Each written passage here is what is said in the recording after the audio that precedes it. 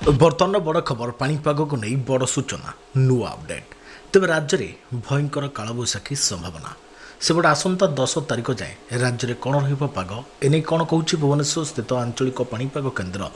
जाना details information ता पूर्व वीडियो को लाइक करूँ जदि पार्टी आपंकर सांगसाथी मानक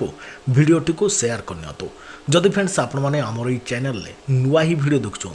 पूर्व केवे सब्सक्राइब करना तेज निहाती चैनल को सब्सक्राइब करने सहित पाखे आसुवा बेल आइकन को बजाय रखता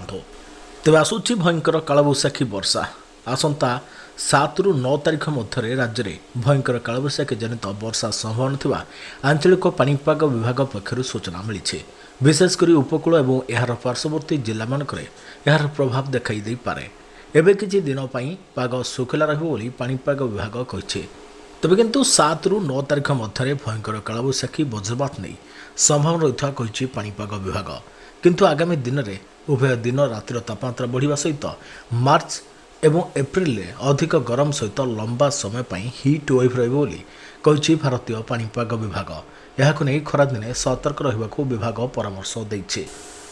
तेरे राज्य में 10 जाए किपर पाग जानतु भुवनेश्वर स्थित पाणीपाग विज्ञान केन्द्र कौन रही आकलन तेरे राज्य में सबु अंचल पाग सुखला रही केतेक स्थान में तापमात्रा 4 ରୁ 5 डिग्री सेल्सियस और गोटे दुईटी अंचल में 2 ରୁ 3 डिग्री सेल्सियस वृद्धि पाई तेबे 2 दिन पर्यंत राज्य में पाग मुख्यतः सुखला रहिबो 7 ରୁ 10 तारिख पर्यंत राज्य में भयंकर कालबैशाखी संभावना रही से पर्यंत राज्यर अधिकांश अंचल में सर्वाधिक तापमात्रा विशेष कौन परिवर्तन घटब ना तेबे 10 तारिख पर्यंत राज्य में वर्षा होवर संभावना रही एने भुवनेश्वर स्थित पाणीपाग विज्ञान केन्द्र पक्षर सूचना दी जाए राज्य में सबु अंचल में पाग बर्तमान सुखला रही केतेक स्थान में तापमात्रा 4 ରୁ 5 डिग्री सेल्सियस और गोटे दुईटी अंचल में 2 ରୁ 3 डिग्री सेल्सियस वृद्धि पाई तेज आसंता 7 तारिख पर्यंत राज्य में पाग मुख्यतः सुखला तेज 7 तारिख राति बदल पाग भयंकर माड़ी आसो कालबैशाखी से पर्यंत राज्यर अधिकांश अंचल में सर्वाधिक तापमात्रा विशेष कौन परिवर्तन घटब ना 10 तारिख पर्यंत राज्य में वर्षा होवर संभावना रही भुवनेश्वर स्थित पाणीपाग विज्ञान केन्द्र पक्षर कहुई तेबे किसी स्थान में भयंकर कालबैशाखीर दृश्य देखा मिल